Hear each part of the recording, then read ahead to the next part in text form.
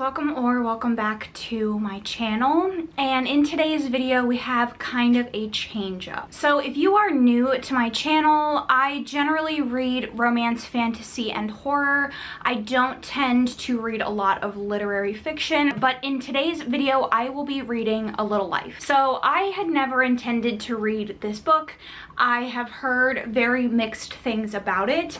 However, I did some research into this. I was reading some reviews and I decided that I want to give it a shot. This video is going to be split up into two different sections. We will have the reading vlog portion in the beginning and then my analysis. I would say the majority of the people that film videos on this book or put content out there about this book, their opinion is, one, it's one of the saddest things they've ever read, two, it's incredibly hard to get through, and three, it is the equivalent of torture porn. Now, there are, of course, the people that believe that this is a fantastic book. I mean, it's a Man Booker Prize finalist, so it is highly regarded. However, there are people that think that this should never have been written and that the author was trying to make it as shocking as possible for the shock value of it all. And I kind of want to dissect that a little bit. I am ultimately just a woman on the internet filming videos about books, so my opinion is not the be-all end-all. If you hate this book, if you love this book, I feel like your opinion is valid, and I'm sure by the end of it I will love and hate this book. But I am anticipating that this is going to be a hard read for me. I am going to be attempting to look at this from a more analytical point of view. Obviously, I'm not going to remove my emotions from it, and if this gets an emotional reaction from me, then I'm going to let you know. This is going to be as unedited and as honest and real and authentic as I can get it. My disclaimer is definitely going to be that I don't generally read books like this, and I'm not reading this with the intention of proving anybody wrong. I just want to know how I feel. I want to consume the story. I have heard fantastic things and bad things about it, and I want to give it a shot. So all of these opinions that I am giving are just that. They're just opinions. They're just my opinions. If you agree, if you disagree, if you agree with my analysis at the end, if you disagree with my analysis, I'm certainly open to discussion, but I would ask that you remain friendly of myself and anybody that decides to have a discussion down in the comments. I am going to have this be spoiler filled. I do not think that trauma and mental health and the things that this book talks about are spoilers. So if you are not interested in discussions, if you are not interested in knowing anything about this book, then I would recommend clicking off of the video.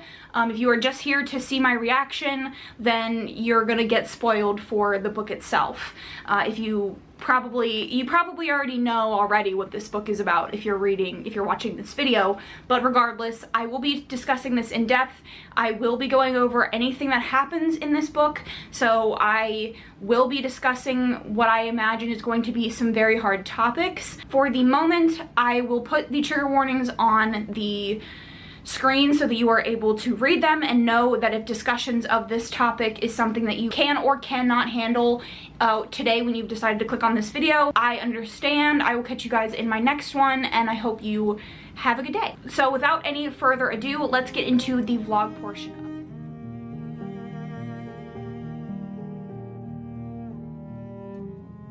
it. Okay friends, I have finished the first part of A Little Life. It is called Lispenard Street. Yes.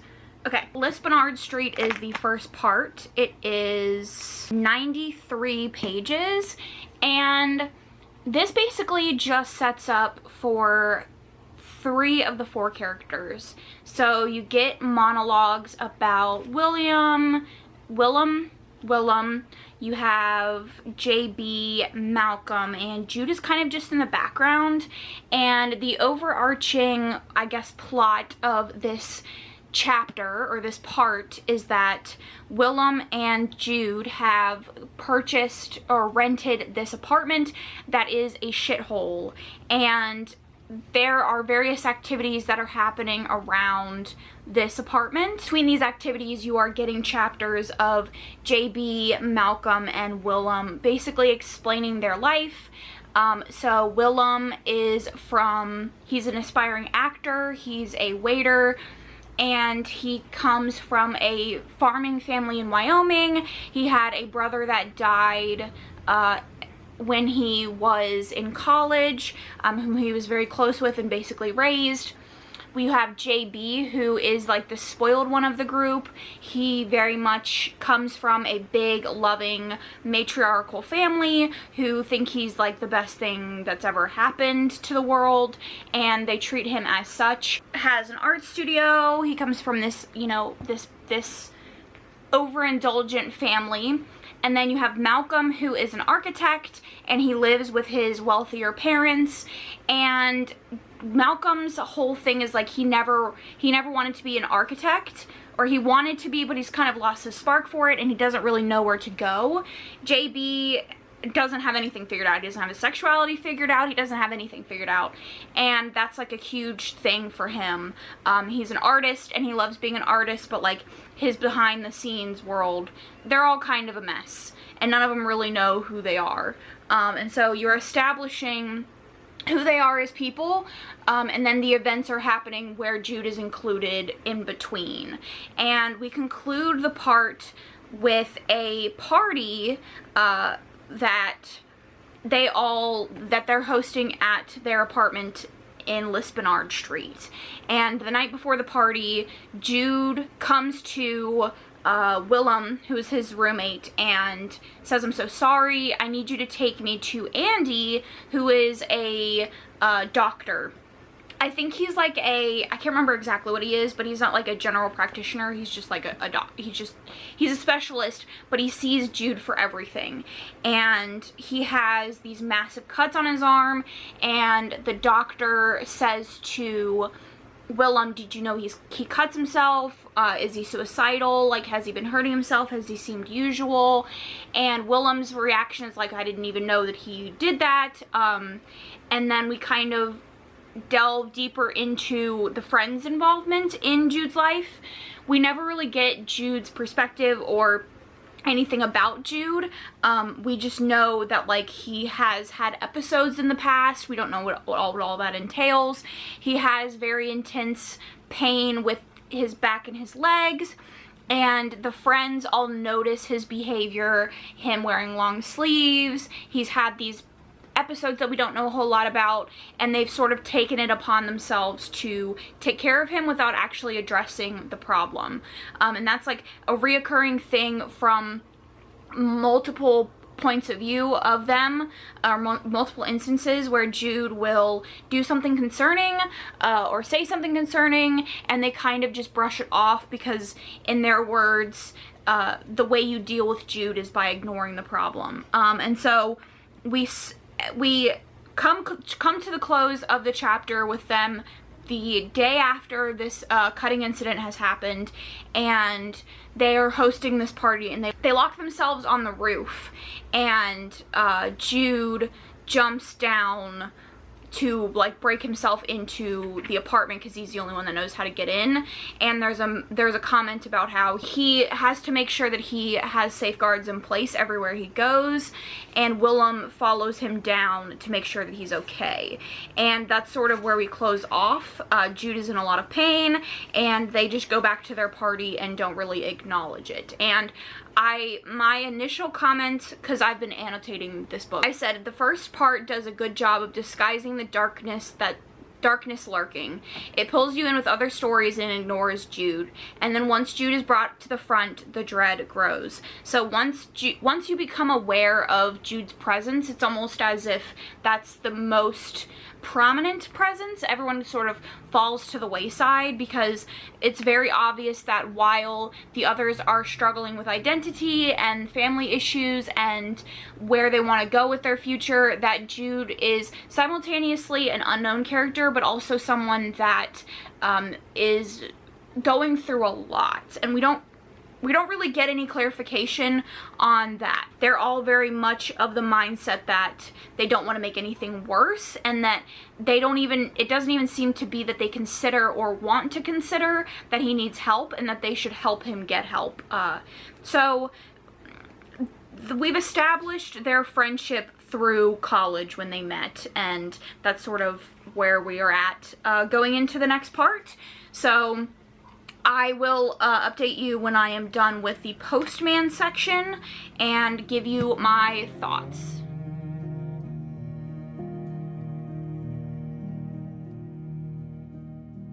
Okay, so I have finished part 2 of A Little Life, which was the postman. And as you can tell, the tabs have increased significantly, and this was a harder thing to read than the first part.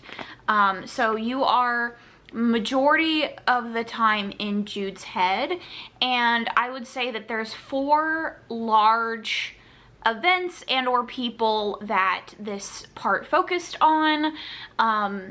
First of all was his doctor Andy, how he met Andy and the relationship that they've had since then. We have his relationship with his professor named Harold, who at the end of this part has adopted him despite him being an adult. It's more of like a ceremonial thing than anything. Has adopted him as his son. We also are getting a lot of scenes of Jude's chronic pain. We know that he was involved in a car accident. We don't really know the specifics of that, or like how it happened or what happened. So we'll see episodes of his pain with other people, with his doctor, with the group of friends, and how the people in his life handle it, but also how he's handling it, which is to say he's not handling it well mentally. That's not like an indictment on his character as far as like how he's taking care of himself or anything like that. Like obviously he's not taking care of himself, which that in and of itself is an issue, but I mean to say that mentally he feels not prepared to deal with the amount of pain. And then not the most prominent, but the most uncomfortable and like standout scene is the very few scenes that you get of him when he was in a monastery in which he endured a lot of sexual abuse. It's not described at this point in the story. We find out that Jude was a baby that was abandoned, literally inside or around a trash can. The specifics of that are not very clear, and we find out that Jude, like, there's no one knows anything about Jude. His name was given to him by the father of the monastery, and he doesn't really have much memory prior to the monastery because he was obviously a baby. He mentions brief like flashes of things, but I don't remember if that's in relation to previous to the monastery or where he was after he left the monastery. But this monastery is like the first inclinations of abuse that we get in Jude's life. So he came when he was very young, and he started experiencing abuse at the hands of some of the men there. He was the only child in the monastery, and it started out as one and became all of them. In this part, it's not really expressly said what's done. It's heavily implied. There are, you know, the sentences like being pushed over a desk and things that allude to what has happened. There is a couple of things. There's one mention of something that I think speaks a little bit to the psyche of Jude. So there's mentions of, you know, he deserved it and it happened to him because he deserved it, and he feels a lot of shame and stuff. But there's one particular part where he's discussing one of the brothers, not like an actual brother, but a brother of the church, who was seemingly someone that he thought was going to be a friend, and he starts acting out, obviously, because he's enduring this trauma, which makes it worse, which makes the punishments worse, and they start treating him worse. And so he's talking about brother Luke, who is a reoccurring figure in his past, or a reoccurring figure in his thoughts of his past. And there is a line where he says, but why had he done such a thing to brother Luke?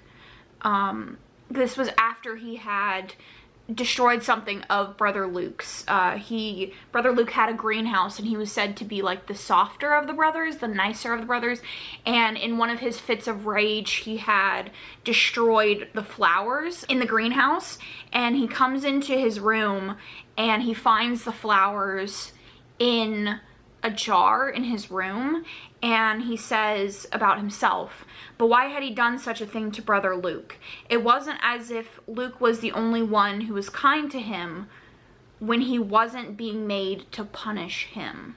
It's this feeling of like, he's acting out, so he's being punished, and his punishment is this assault, this rape, this abuse.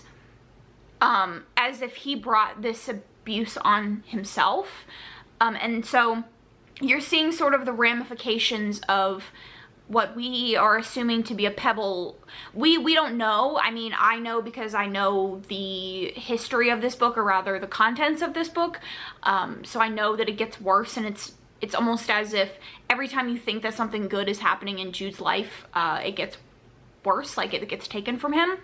And so you are seeing the, what you think is like, what's wrong, what is wrong with him, like what he's endured, and that's that.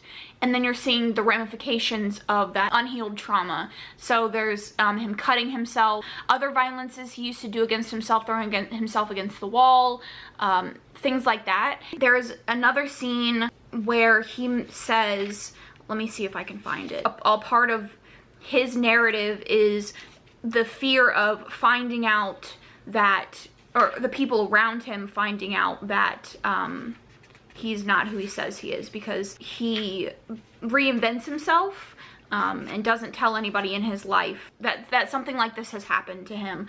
But he has sort of a different relationship with Willem, which we'll get into. But first, there's a scene where he says, this is after he has gone on this walk that he was advised by Andy not to do, that he continues to do anyways, and it has exacerbated a wound on his leg. And he's talking about what this wound is going to mean for him, and he gets into his pain, and this pain triggers him remembering things. And he says, he will be reminded that he is a nothing, a scooped out husk in which the fruit has long since mummified and shrunk, and now rattles uselessly. He will experience that prickle, that shiver of disgust that afflicts him in both his happiest and most wretched moments. The one that asks him who he thinks he is to inconvenience so many people, to think he has the right to keep going when even his body tells him he should stop. And that's the crux of this part of opening our story to Jude's timeline, because, or rather his character, because like I mentioned in the first part, it doesn't do much with Jude. Like the first part very much feels as if Jude is a side character. It's almost like everybody else is in color and Jude is in black and white, and then it's the opposite for this portion. This focuses a lot on Andy and Harold in regards to friendship, and not a whole lot on the group of guys aside from Willem. Willem shows up the most out of all of them because he's the roommate, and he's the one of all the guys that Jude has been most honest with. He hasn't told Willem everything, but he's shared some of the things from his past. And so you're focusing on Harold and Andy, and you're not really getting a lot of the friend group. They kind of just pop in and out, and so it gives this sort of, it's kind of odd because it gives this idea that, like, it feels like in the first part, three of them, JB, Malcolm, and Willem, are like good friends, and Jude is kind of in the peripheral, and this one feels that way. Even though we are being led to believe from the synopsis, I feel like, that this is like a harrowing story about friendship, it feels very much like Jude is on the periphery of everything. So he's, in regards to the other guys, when you're from their point of view, Jude feels like this outsider who they don't know much about, but they like and or they love and they, you know, take care of, but he doesn't have a lot of like input in these scenes that we're reading of them. And then you go into Jude's point of view and it's the same way. Jude has Harold, who is like a father figure to him, Julia, who is like a mother, who I'd like, I say Harold, but I mean Harold and Julia. Harold is just like the person that he met and has like the closest relationship to, but they're like husband and wife. So and then you have Andy, who is his reluctant doctor and who cares very deeply for him. And then the guys are kind of just there, like you are aware that his friendship with them exists, and you are getting snippets of times that they've had together, whether good or bad, fights that they've had, you know, things like that, good times that they've had, but it feels like it's almost pushed away from Jude. So I'll come back to you when, oh, the other thing. The section is called The Postman, and that is because that is his nickname. That has like not really stuck around, but I think this is one of the most impactful scenes in like a very small way. So JB and Malcolm are fighting, and they're talking about JB and Malcolm's like they're talking about Malcolm's like blackness, and he says, and JB says, like Jude here, we never see him with anyone. We don't know what race he is. We don't know anything about him. Post-sexual, post-racial, post-identity, post-past. He smiled, presumably to show that he was at least partly joking. The postman, Jude the postman. Jude says to himself, he was reminded that as much as he had convinced himself he was fitting in, as much as he worked to conceal the spiky odd parts of himself, he was fooling no one. They knew he was strange, and now his foolishness extended to his having conceived himself in that he had convinced them that he wasn't. So that is just like, my heart just shattered. That scene in particular, and a lot of scenes in here, feel very intentional, and yeah. Again, I've been talking way too long, so I'm gonna come back to you when I have finished Vanities, which is from 243 to 320. So I will come back to you in like 100 more pages.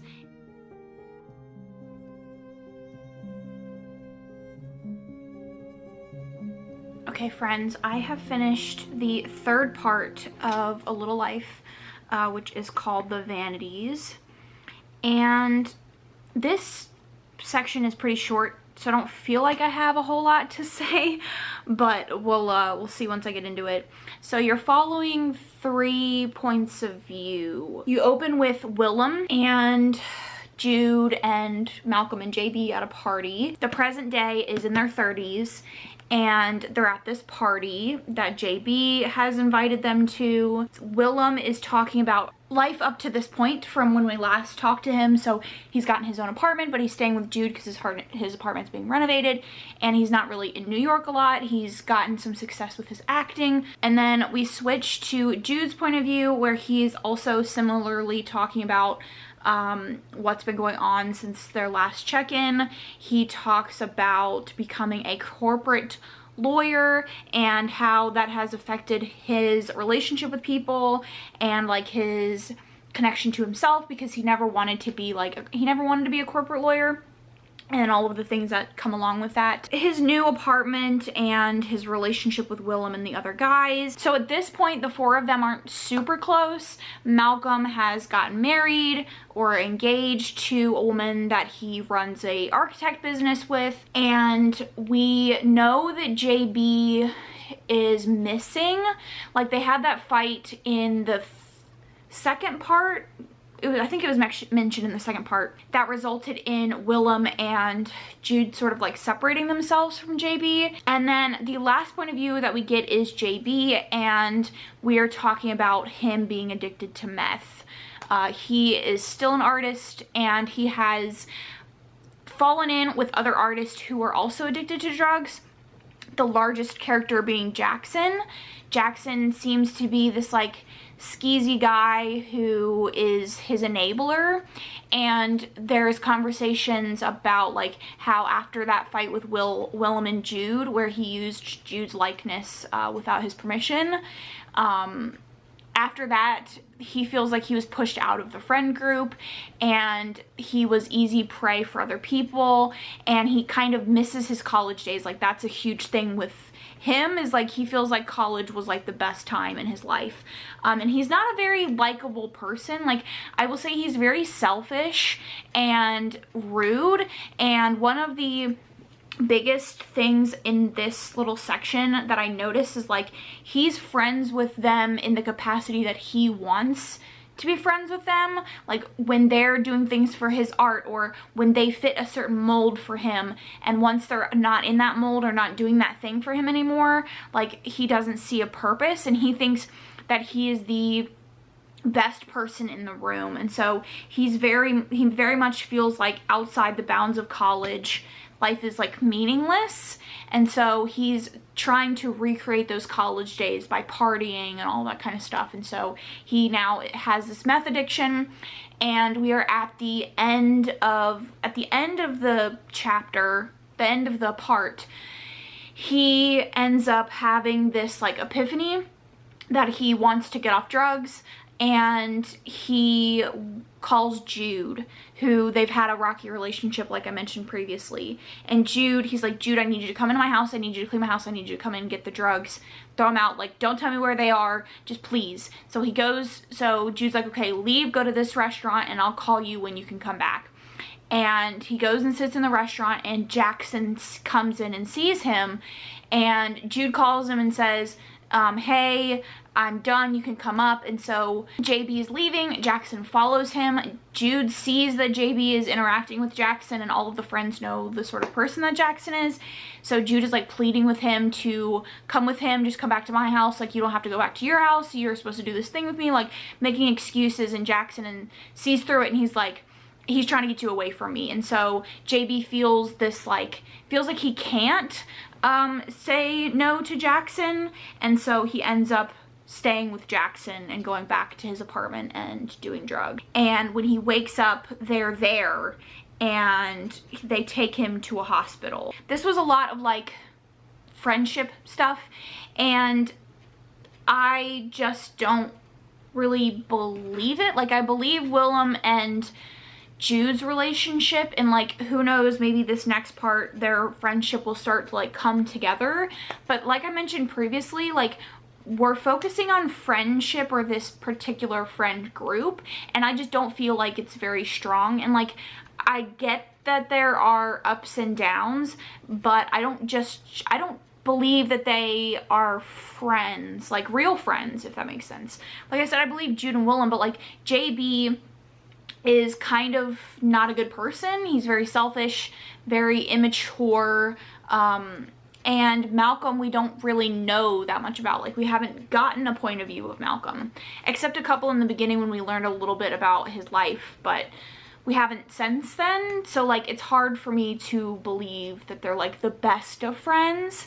And it's like very obvious that Willem and Jude are the best friends, and then Malcolm and JB are kind of like off by themselves. So, and now I'm on to the axiom of equality, which is the fourth part. It is from 323 to 480. So I will come back to you with my thoughts once I am done with that, and we'll talk.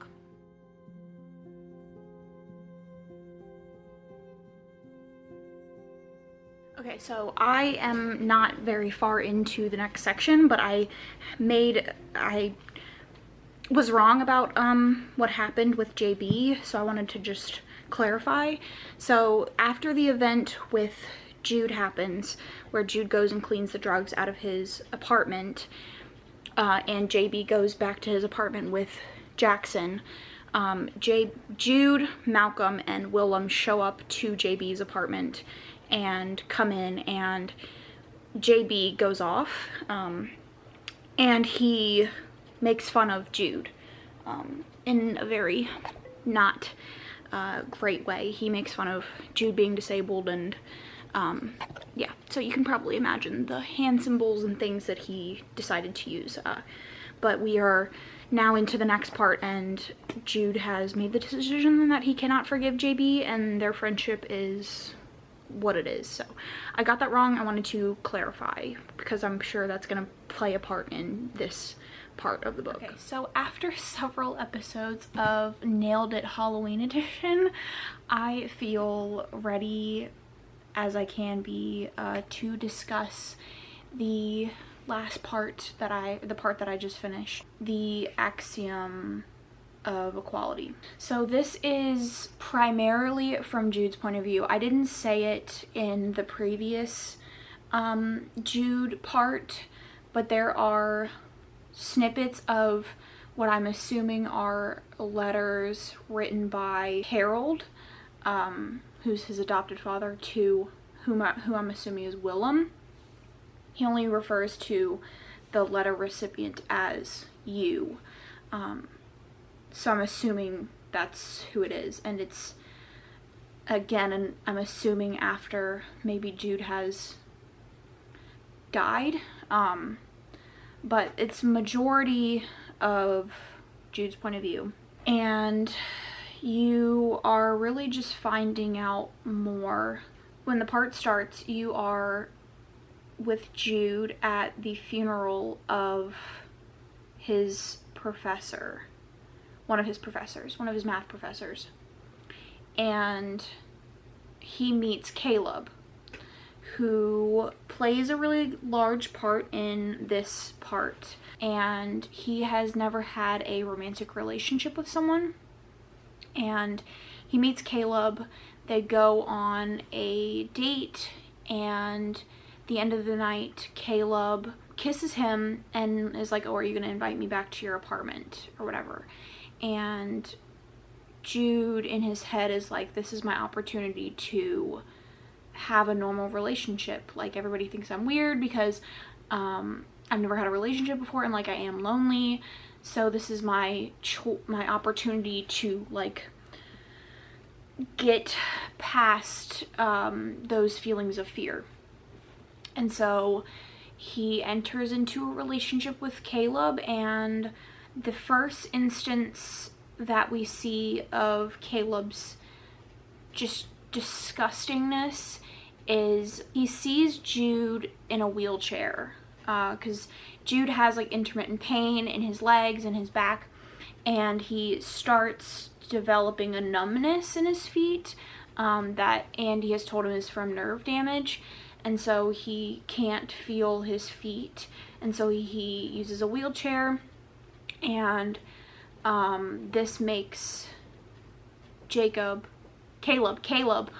very angry, and he basically says, like, people that use wheelchairs are weak and it's disgusting and they're giving themselves over to the illness or whatever. And so Jude feels a lot of shame already around the use of the wheelchair and his perceived weakness, and so he tries to like diffuse the situation, and he's like, I don't really use it that much or whatever. And then he's having a particularly bad day, and Caleb comes over to make dinner, and Jude is limping, and he trips because he's trying to make it seem like it's not a big deal. He stumbles and drops the plate that the food is on, and Caleb slaps him and he falls on the ground. And then it gets like progressively worse. There's a scene where he has done something. He's limping or something like that, and he starts beating him, and then he rapes him. Not on page, but we see Jude afterwards dealing with it, and it just gets worse and worse until he has a dinner with Harold, and he hasn't told anybody in his life about his relationship with Caleb, and he has a dinner with Harold, and Caleb shows up and is basically like, this is after a fight that they had in a cabin that had ended with him raping him and beating him, and Jude had to drive himself away, and so they had not communicated, and then he goes to the dinner with Harold, and Caleb is there, and he's drunk, and he says something to Harold about, oh, I'm dating your son.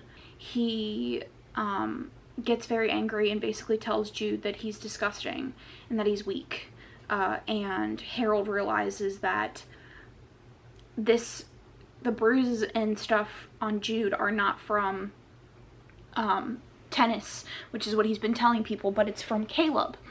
And he threatens him and tells him never to contact Jude again, and then they leave, and Jude goes back to his apartment, and Caleb has a spare key, and he beats him, rapes him several times, and pushes him down the stairs and throws his wheelchair down the stairs with him. And Jude doesn't reach out to anybody.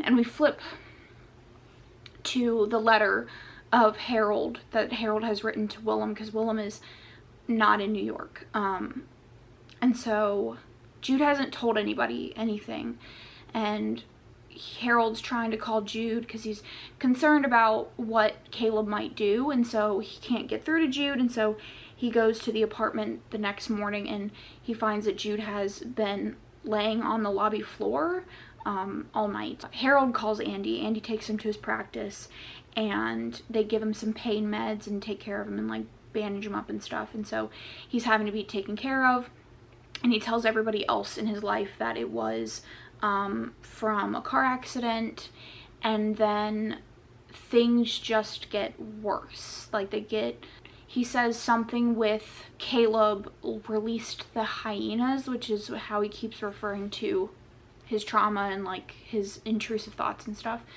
and he eventually starts thinking about killing himself, and then he tries to. He cuts himself, and then he ends up waking up in the hospital because his friend who he had purchased his apartment from was there to do maintenance or something like that, or let the maintenance person, and he found Jude, and he wakes up in the hospital. He's very numb, he doesn't really feel anything, and then he goes back to his apartment. He's staying with Willem. At this point, all of his friends, everybody knows that he tried to commit suicide, and he feels a lot of shame around this, and he goes back to his apartment, and Willem is staying with him. And the part that I left off on, he's back to the things in his past sort of coming back to him, but he has decided he wants to like try to live, basically, and so he decides that he's going to tell his friends what's happened to him, and he's going to, you know, do all of this, and then interspersed between these scenes that are happening with Jude in the present, you are getting a little more clarification on what happened with Brother Luke. I mentioned previously Brother Luke's involvement in his childhood when he was in the monastery. Befriends him and basically tells him, hey, we're gonna run away together, like the things that are being done to you are not correct.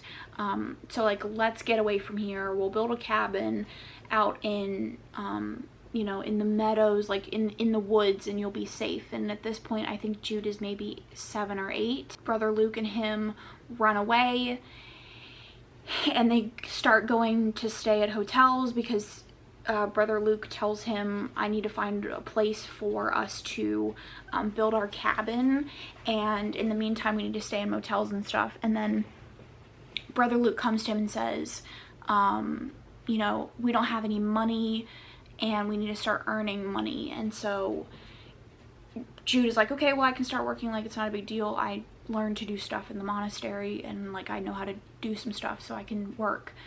And Brother Luke starts pimping him out essentially to adults, to men, groups of men, and that eventually leads to him having a romantic relationship with Brother Luke. It's tough. Brother Luke is the one that, after Jude starts hurting himself to just have some semblance of control, he shows him how to cut himself. They just keep doing this. They keep moving state to state, and then the police show up one day because Brother Luke has some warrants out for his arrest, and Jude is taken by the police, given an examination, and then he's put in a home where he suffers the same abuse that he did at the monastery and by Brother Luke. So it's just, it was a lot. Jude is a fascinating character. He's a compelling character. He might be the most compelling character I've ever read. And as I'm reading it, I'm asking myself, is this connection, or this not fascination, but like a desire to read more, or this desire to know more about Jude, is it because of an empathetic response to the trauma we are living through with him, or is it because he's actually a well-written character? And I think it's both. I definitely think that, like, if you have any sort of empathy or anything towards other humans, it's hard to read this and not have some sort of emotional response in which you feel like you are connected to Jude in some way. But also, I think that through the little snippets that we've seen of Jude through other people's points of view, we're getting an understanding of who he is as a person, despite those people not really knowing about his past. There are little moments where Jude is very concerned with the people in his life, and you know, them having the best experiences that they can have, and making sure that they're comfortable, and not wanting to impose himself, you know, loving to bake for other people because he likes to share food with them, and taking care of them like he did JB. So I think it's both. And I can see why someone reading this, again, I haven't even gotten to the worst part, would feel like, is this actually well written, or am I just connecting because that's the naturally empathetic and humane thing to do? And I think if you are able to read this and see beyond the explicit trauma and things that you're reading, I think you would be able to see that he is a character, that he is a person, because you are living with Jude outside of his trauma a lot of the time. You are living with him through other people's eyes, and you're also living with him as a person. Like, you're living these years with him, And even though there's a lot of flash forwards, you're still getting little snippets of his life, whether it is something dark and hard to read, like him cutting himself or things like that, or his pain from his legs, or it's his relationship with Harold and Julia and Andy and Willem, and his emotional responses to JB, the things JB is going through or has done.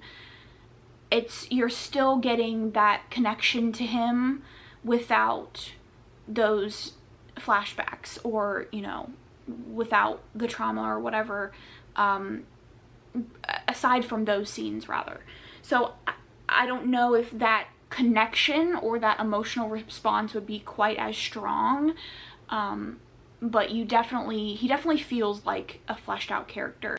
It was hard to read. I got choked up, particularly the scenes with Caleb, because it was hard to know that this is the first person that Jude has opened up to physically, especially emotionally, and sort of the hope that came along with Caleb's relationship, and knowing that that was absolutely decimated and it was used, that was used against Jude. That was very hard to read. It was hard to read him being abused, obviously, being beaten and raped. That was hard, but it was made particularly hard by the fact that this person was really the first person he let into his life, in a physical sense,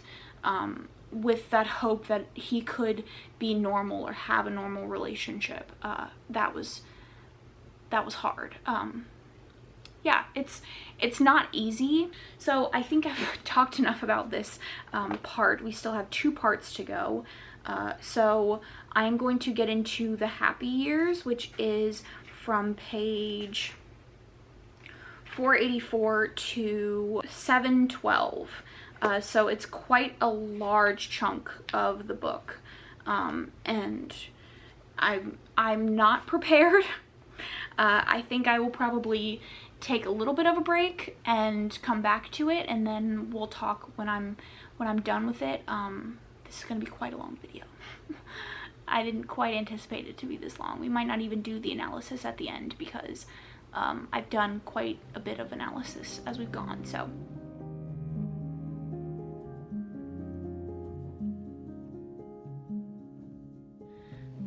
alright, so I have finished the happy years. I am now about to start Dear Comrade, and a lot happened in this part. Obviously it's the largest part of the book. I think it's over, so it starts at 480 and ends at 712, so like a little over 200 pages.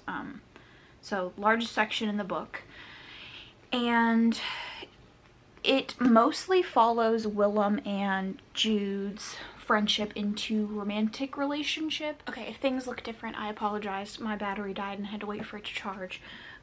But we start out the happy years with Jude and Willem back at Jude's apartment after Jude's suicide attempt. Willem is now living with him, and he is starting to feel romantic feelings for him, and they enter into a romantic relationship, and Jude's mental health and his cutting gets worse because he is forcing himself to have sex with Willem, and at the same time his illness, like the health around his legs, is getting worse. He starts getting these sores, which then cause a bone infection, and a majority of this part, after we resolve the issue, the sex thing with Willem, revolves around Jude being ill and the possibility of Jude dying, and it's very, very hard to read. Probably the hardest part of what I've read so far. Obviously, like the other stuff, the abuse and stuff is hard, but this was so raw and emotional, and those were more like flashbacks, And these are just like in the moment, like he's dying, you're getting Willem's point of view, and his point of view, and like they're actively talking about him dying, and he ends up having to get his legs amputated, or the bottom part of his legs amputated, and this works. He has prosthetics. I thought I mentioned this when I was filming the clip, but I guess it slipped my mind. But we actually do find out why or how Jude is injured. Once he gets saved by the police and he's put in the home, he starts suffering abuse from the workers at the home, and he manages to escape one night after he has been raped, and he traveling with a bunch of truckers who use him sexually, and he meets a trucker who helps him and claims that he's a doctor and knows that Jude has a STD, and he's going to cure him, and Jude goes back to his house, and the man locks him in his basement and proceeds to abuse him. So Jude ends up getting out, and the guy that captured him tells him that he's tired of having to take care of him, and he gives him the option to run, and tells him that if he runs and if he stumbles, that it will be over. He will not be able to escape. And Jude runs and falls, and the man runs over him with his car, and that is the end of the flashback. We do flash forward to to scenes of him in the hospital after it happened, which we had already seen previous in the books. Like the end of the part, and Willem and a couple of their friends are involved in a car accident, and I'm assuming Willem dies. I kind of assumed that one of them was gonna die. It was either gonna be Jude or Willem. This next part, called Dear Comrade, I'm sure we're gonna see the results of the car accident, but this part itself was really emotional, but it didn't have too many actual like points or things for me to say, just because you're dealing with illness of Jude, and yeah, it was hard. I definitely cried at some points, but I'm ready to go on to the next part, finish it, and we'll give you my full thoughts. I'm going to go into Dear Comrade. It is from page 715 to the end of the book, which is 814. So I will come back to you when I am done, and we will wrap up my thoughts.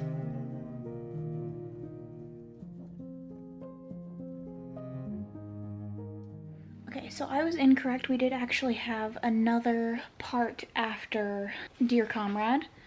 And again, I don't have much to say about this part. It is following Jude after Willem has passed away, and he is struggling very hard with grief, and he is not eating. He starts hallucinating. His friends try to hold an intervention for him, and he is hospitalized, and the part ends with him ultimately deciding to be healthy after a very impactful scene with Harold and Julia, in which he essentially quote-unquote throws a tantrum, and they just hug him through it basically and give him the grace that he never had as a kid. And there's a scene where it says, and he cries and cries for everything he has been, for everything he might have been, for every old hurt, for every old happiness, cries for the shame and joy of finally getting to be a child, with all of child's whims and wants and insecurities, for the privilege of behaving badly and being forgiven, for the luxury of tenderness, of fondness, of being served a meal and being made to eat it, for the inability for the ability at last of believing a parent's reassurances, of believing that to someone he is special despite all his mistakes and hatefulness, because of all of his mistakes and hatefulness. So he decides to go start seeing a therapist that he had been seeing on and off for several years. So he goes to the doctor's room. He starts telling him about his past. He has a very overwhelming moment in which he goes to the bathroom and starts spiraling, and then he's able to center himself by thinking of all of the good people in his life, and at the end he walks back into the therapist office, and the doctor says, "Jude, you've come back," and he says, "Yes, and I've decided to stay." And then we start the next part, Lisbonard Street, which is the last part, and it is from 796 to the end, which is the 820 or whatever I said before. So I am now going to start the last part, and we will then talk.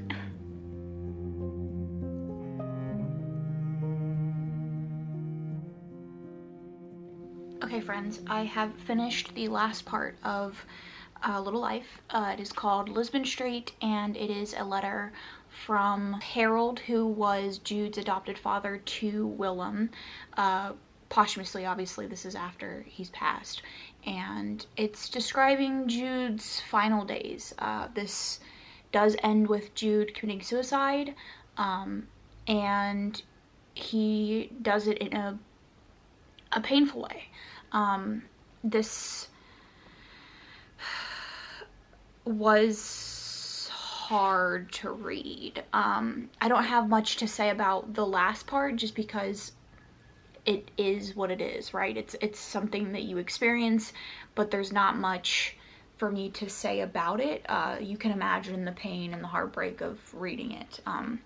So I want to jump into my thoughts on the book and why I have decided to give this 5 stars while understanding the criticisms of it.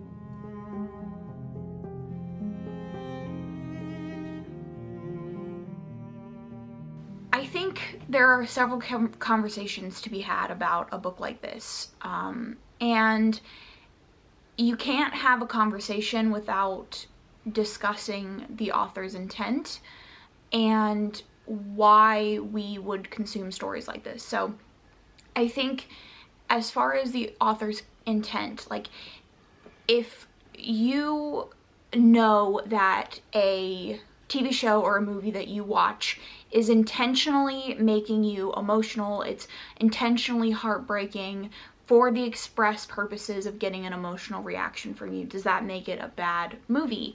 Is it a bad thing that the director, the producers, the writers, the actors participated in this thing that then made you feel devastated? For example, the butterfly effect. The butterfly effect is an intensely emotional and sometimes traumatic movie to watch. It involves child abuse, and it's a very heavy movie. But when you watch that movie, are you disgusted? Do you hate the producers and everybody involved in the making of the movie? Do you consume the movie? Do you watch the movie as it is? And how does that translate in your head? Because for me, in particular, reading this book, I understand her intent. I've read and watched interviews of her discussing this book, and while I don't agree with some of her stances on mental illness therapy, and I don't agree with the lack of research into childhood abuse, disabilities, and just in general being a gay man, I don't agree with her lack of research in that way. I don't necessarily think that she wrote this with the intention of being like a villain and trying to sell a bunch of books and just being thoughtless about the people that are reading it, if that makes sense. I can't speak to her and her intent, and honestly, I don't really care. I don't care that she wrote Jude to have the trauma that he has. I read a lot of reviews about his trauma being very contrived, and there is a review that I read about, there's a scene after Caleb has abused him, and he says something about why does Dr.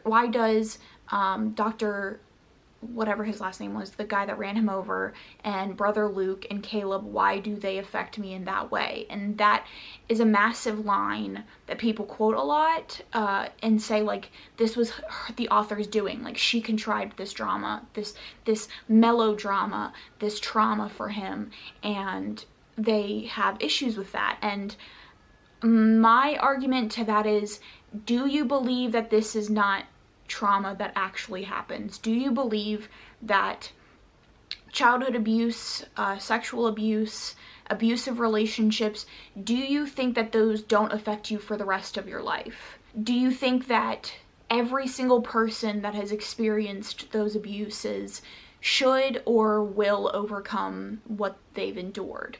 We have in my mind, very realistic story of someone who has been victimized repeatedly, as is very common for people who have experienced childhood abuse, and carried that the rest of their lives. This is the really realistic, fictionalized version of the impact that childhood experiences have on you as a person, how you form attachments with other people. And I don't think that the fact that that Jude is living to suffer is necessarily bad, like a poo-poo on the author, like that makes her a bad person, that she is writing for people to suffer. I don't think that makes it a bad book, despite, like I said, her lack of research. I think looking at the book in and of itself, there is a lot to be said.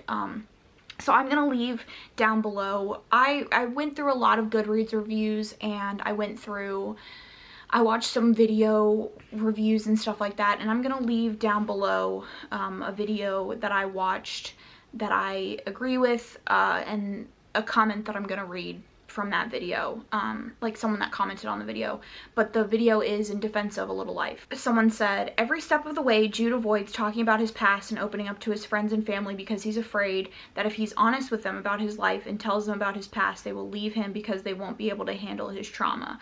When people talk about only being able to care about the characters because they pitied them, well, this is exactly why people living with trauma don't open up to others, because they're terrified that you will reduce them to their trauma and won't be able to do anything but pity them. And then it's an entire long comment that I recommend you reading, that I think beautifully sums up how I feel about Jude's character and the portrayal of Jude's character.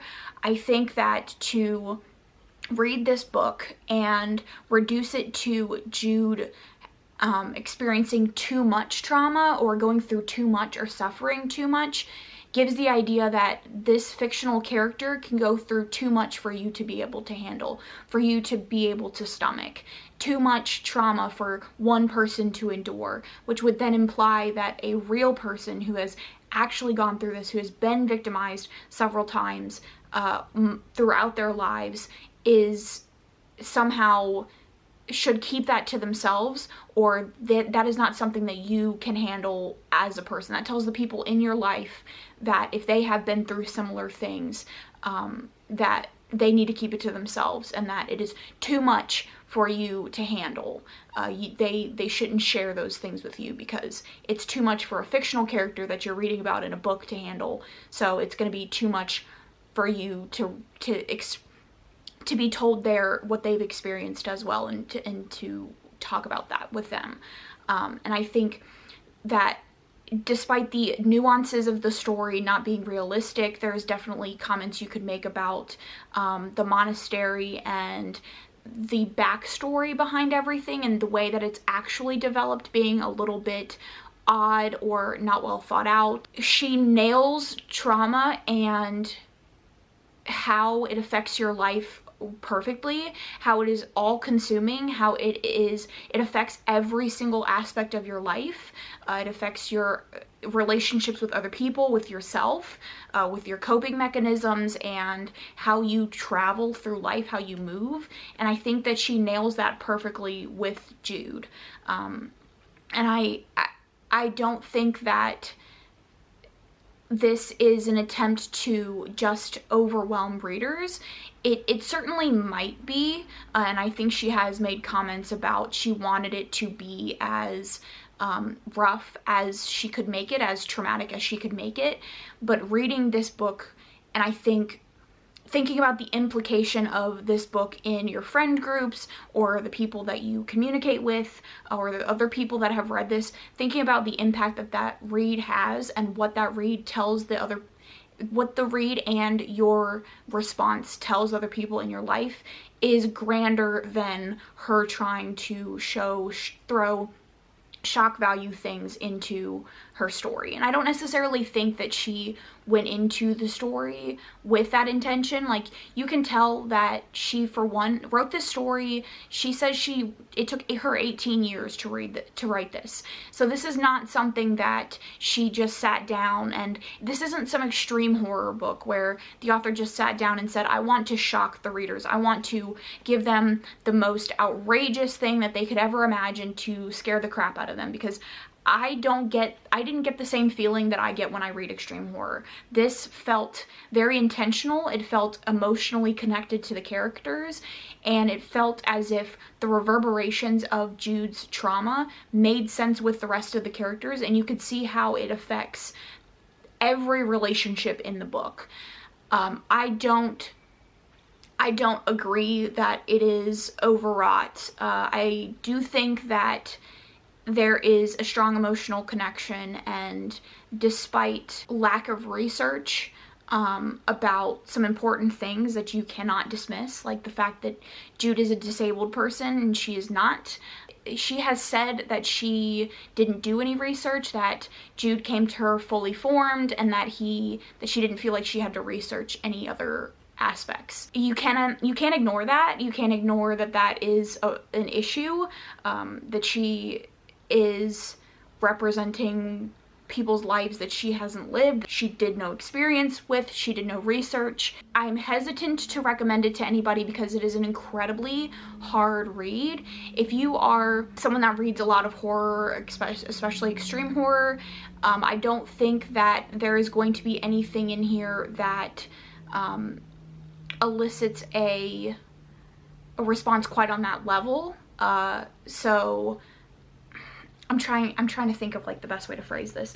So there's a certain level of graphicness that I think you expect going into this, because there are a lot of people that call this torture porn, who call it tragedy porn, whatever you want to say. And I think that implies a certain level of graphicness, a certain level of writing or description going into these heavy scenes of abuse. I once read a review or heard someone in a video say there's like 13 pages of him cutting himself. That is not true. A lot of the scenes are explained as they're happening, but the actual abuse itself is not descriptive. You are not reading about a child being raped actively. You are seeing the initial scene of him interacting with the person and then cutting to a later time. You are not hearing about the pain or like the actual act that is going on.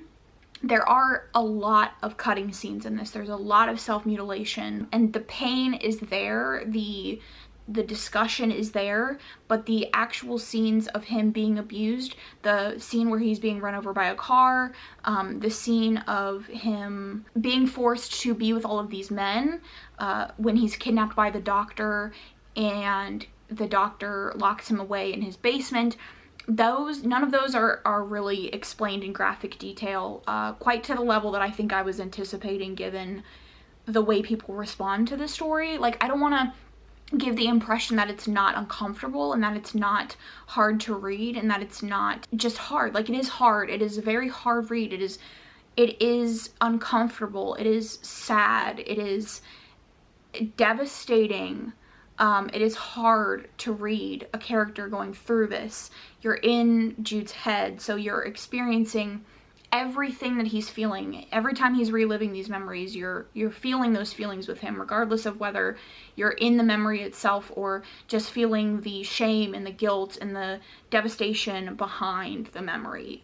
It's still hard to read regardless of what the graphic level is of the story. I just want to make it clear that this is not the most graphic thing that I've ever read, and if you are going into this hesitant, I don't know why you would have made it to the end of this video if you haven't already read it or you plan to read it, but if you are going in concerned about reading those very hard scenes and like having to hear about all of it, you don't really.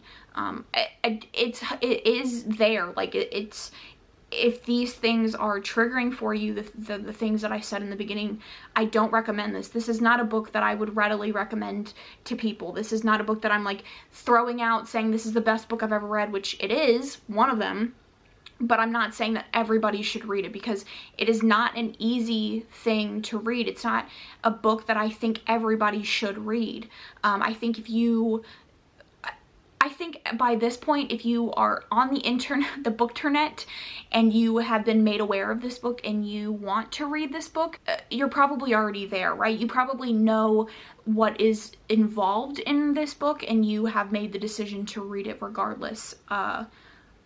So it's not something that I'm ever going to recommend to anybody lightly, and the fact that so many videos are made where people are sobbing and it's almost consumed as if it's a TV show, as if it's just there for entertainment value, is why I think the response to this is so negative. I think the fact that it's almost treated like it's nothing, almost treated like it's just another video people can make about them crying and, you know, crying in their thumbnails and all of that, has gotten the response that it's gotten. And I'm not indicting anybody on any level for that. Like, I obviously am making a video about this book that I think that people will watch because this is a popular book. So I'm not above anybody else. I am making the same content they are, and just because I'm not crying in a thumbnail or doing anything like that doesn't mean that I'm better than anybody. I'm just trying to say that the fact that something so serious and something so devastating and hard to read has become a form of content for people, or become a form of entertainment, I think is why people respond as negatively as they do, which makes sense. I mean, it's the same as the conversations around true crime that are currently happening, around the respect level and things like that. This is fiction, obviously, so these characters are not real. This is not people's real life specifically, that you're experiencing and that you're consuming like entertainment, but it's essentially it's the same realm of conversation. So I think if you have made it to the end of this video and you are wondering if you should read A Little Life, I think it's a fantastic book, but you have to know what you're getting into. I was in a right place mentally, that I felt like I could handle it. I knew what I was getting into, which could have affected my rating, because I do know that her intention was to start it off as a story about college kids that slowly gets worse. And again, that is something that people have dinged her for or indicted her for. So I think if you know what you're getting into and you feel on a personal level that you can handle it, I think it is a good story, and it is a story worthy of attention and worthy of conversation. I think it was a fantastic book, but that doesn't mean that it's for everybody, and not everybody is going to think that it's a fantastic book. There are Goodreads reviews that have that point out very valid flaws and very valid issues with the story itself, with the writing and the plotting and all of that, but it worked for me, and I was able to overlook those issues to see the bigger story. I think that is it for this video and everything I want to say. I'd love to have a conversation down in the comments with people that have read the book or don't want to read the book, or want to read the book. Regardless, I would love to talk about it. Please remain respectful, and if you have differing opinions than people in the comments, please make sure you are treating everybody with kindness, and that you are not degrading them for their opinions. So that is going to be the end of this video. If you don't have anything to say, leave a cat emoji down in the comments. Thank you so much for watching what I'm assuming is going to be a very long video. If you are looking for more content from me, you can follow my Instagram and my podcast Instagram. You can also follow my horror podcast on all your favorite streaming platforms. Thank you so much for watching, and I will catch you guys in my next one.